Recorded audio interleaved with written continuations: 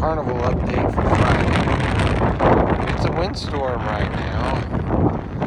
Windstorm started at 19:30 hours.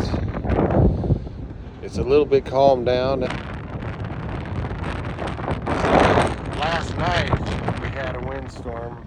Started about an hour and a half, 2 hours after I posted yesterday's update, and it went all night long. And this windstorm is supposed to go all night long as well.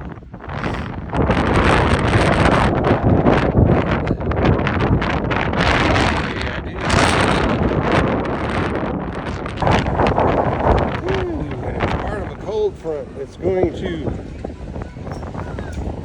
knock our temperatures down from the high of the low 90s Fahrenheit that we had this week to highs on Sunday of only in the 50s, with the overnight low temperature being in the 30s. But it's not unusual for Idaho to have a cold weekend in June.